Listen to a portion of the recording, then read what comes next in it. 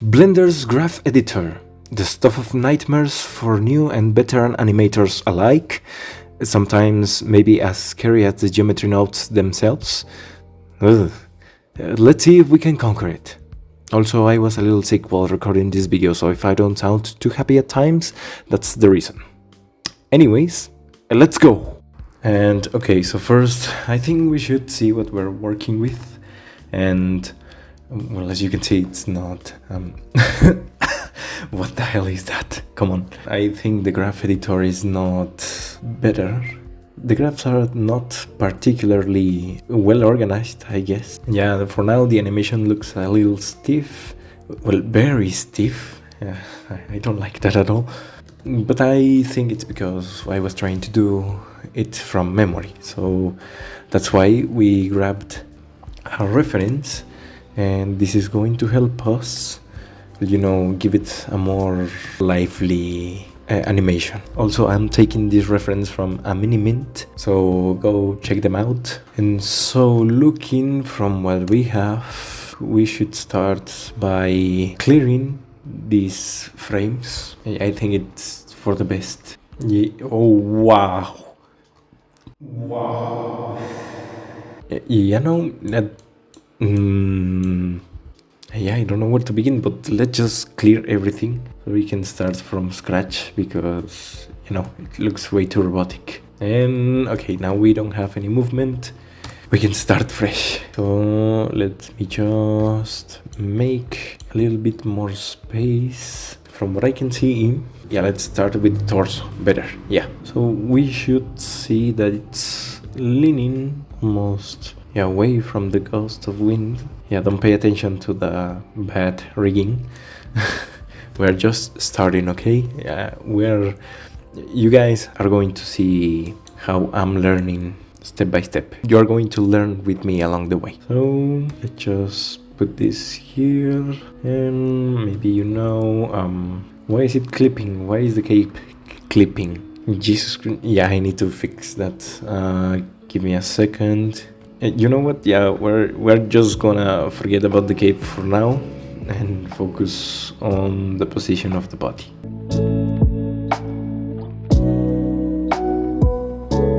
Okay. Oh, what happened there? Yeah, it's you can see that it's floating a little bit, but I promise on the render it looks okay. We're going to put the head. Yeah, we want the head to be facing away from the wind, but we also want I don't think we want it to be like hunched over, because, you know, the gust took them by surprise. They didn't have time to to turn their face away from the wind. Okay, yeah, I think that looks good. Let's grab this bone, and okay, we want the palms to be facing the wind. Like Sidera is protecting his face from the wind. Okay, I think this hand placement is good. Well, let's just start with the other hand now. Sometimes when we animate, we need to be careful of not just looking from the camera view. Maybe you also need to look like in other angles. Yeah, you know what? Yeah, that makes sense. Maybe that's why the animation tab here has the camera view and the viewport. Yeah, don't forget about that. So we're just gonna bring this right here. This needs to be a little bit more to the left. We can start with the hands close to the body. Then when we animate them, we can push them away from the body. I think it's already an improvement from what we had at the start. I think I'm gonna just close the eyes. I'm using shape keys to animate them. I don't know if it's the best way to do it, but it's the way I like to work. Yeah.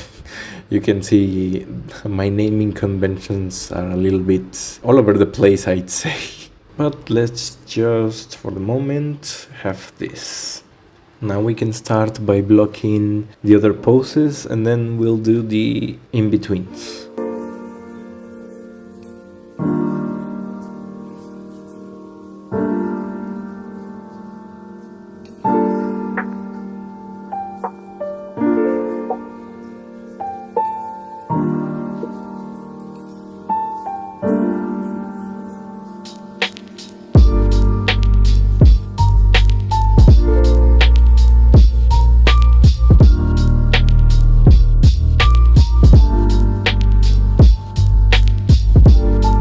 now I've blocked some of the rest of the poses, but as you can see right here in the hands, yeah, as you can see the rotation of these bones, for some reason I always get confused when adding the keyframes, and as you can see I have auto keying. This is very useful, but in some cases it actually just locks in one of the channels. As you can see, we have, you know, the rotations of the 3-axis plus the W quaternion. I have no idea what this does, but we're gonna ignore it for now. As you can see, if I hide the location once, you can see in here the rotation of, oh yeah, here it's the rotation of the x-axis. We had it locked in place, but since we added a keyframe, you know, for the position to place the hands by the side of the body, we didn't place a keyframe for the rotation of the hand, and you can see it's making this little slope. And I mean, I don't know how to, maybe this is not the right way to fix it, but let's just duplicate the keyframe and we can stretch it a little bit like this. It kind of looks a little bit more natural, but I mean, we still have to work on the others. As you can see, well, the Y rotation, I think it's okay, but the X rotation, you can see again the problem. We put a keyframe for the location, but not the rotation, and is making this little slope. And we're just going to duplicate the keyframe and shorten it a little bit. Yeah, I think it looks good. I mean, this is just the blocking phase, so we don't, well, at least I don't worry a lot about the graphs until I finish blocking all the poses, and then we can start, you know, tweaking the handles of the graph and make stuff like this. Like, yeah, who cares? But for now, I think we're gonna stop here and continue with the graph editor. Okay, it's been around 5 days maybe since I stopped recording this. I actually got a little sick, but here we are again, and as you can see, the project just broke altogether. I mean, it just happens, you know, sometimes Blender just gives up. Yeah. But anyways, this is what we left off with. I think we should, with this, we should be able to now start manipulating the graphs.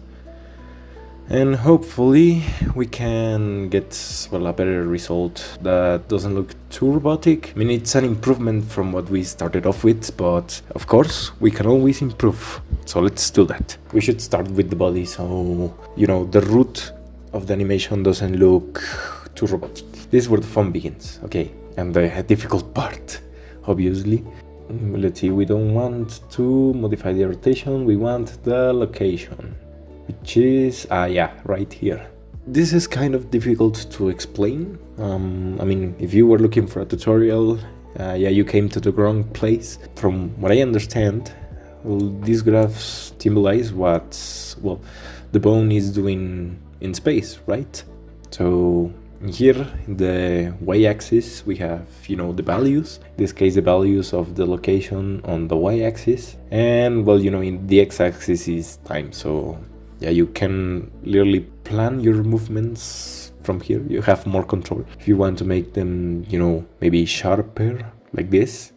And as you can see, oh, now see that it just jumps in the air. Yeah, look at that.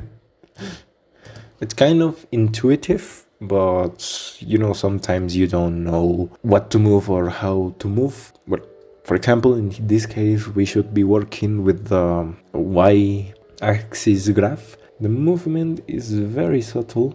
I think we should just apply some rebound, maybe. Okay, this is all movement. I mean, the animation just gonna play from here, but I like to have some leeway before the main movement. We want to maybe kind of apply some animation principles, you know, the basic anticipation and maybe a little bounce. And yes, basically for anticipation we want to like charge the movement kind of. That's how I like to see it, as you charging a movement. For example, maybe this should be a little bit sharper, and we can move it over here. And now, okay, we have something, as you can see. Well, the hip was basically supposed to be like over here, but since we want some like anticipation, you know, how do you anticipate like a small bounce? Well, you like charge the jump. In real life that's also the case. You want to like you kind of squat before you jump, so that's what we are looking for. We just need to make it a little bit more subtle, maybe a little bit sharper. Okay, that's too that's too much. The anticipation is good, I think, but maybe that's too much. Too much movement upright. Oh, wait, no, what? You know what? Maybe I like this better. Yeah, because it kind of doesn't make a lot of sense if Sidera just jumps in the air. Sometimes you don't want any anticipation. Sometimes what you need is search for the arcs in the motion, like here. Yeah, I like this movement of the hip. Maybe we can position this a little. Oh wait, no, that's not it. Make this a little bit higher. Just small push. Yeah, there we go. Yeah, okay, I like the hip movement now.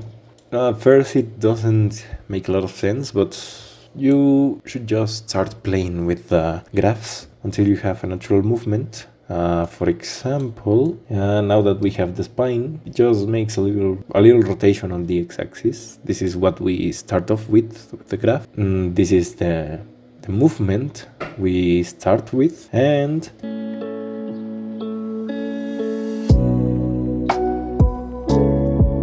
I mean, it kind of looks like there is a little bit of movement at the end. It doesn't just stop abruptly, you know. That's what I was trying to fix. Just leave it like this for now. What else should we modify? I think the head should be a good place to go next to. Yeah, the majority of the movement comes from the y-axis, you know, the turning of the head to the left, and then the return of the head. Yeah, according to the reference. Yeah, maybe we need to make this go. Oh, why are there two? Okay, yeah, never mind. I don't know what this is doing right here, but I mean, the initial turning looks good. Then maybe we need to space the return a little bit so it's not like turning, like saying no. Maybe we can do this.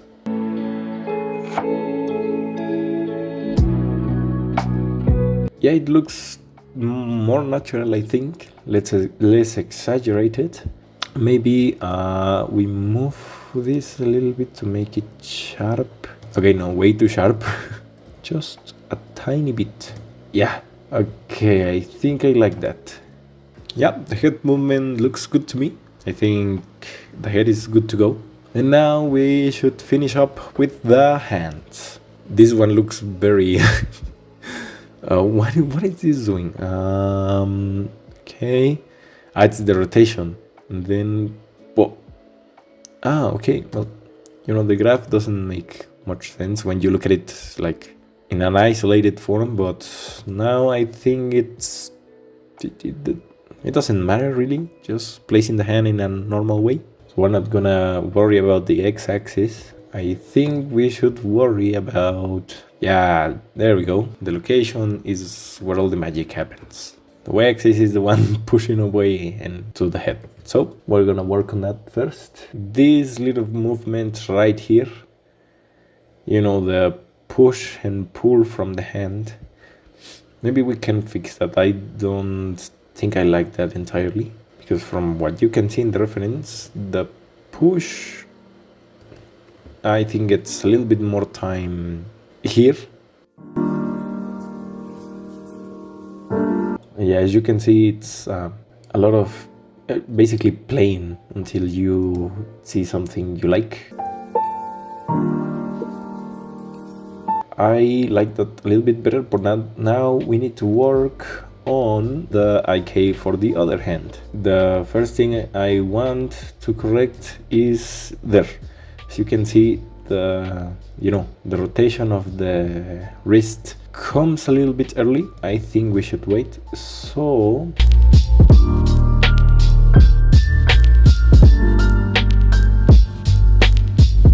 I think that's a little bit better. Flail beginning of the animation, I didn't like that, but for the rotation I think that's good. Yeah, we need to hide this now and focus on the location. It's almost the same as the other hand from what I see. The graph looks very similar. This one's just a little bit shortened, I guess.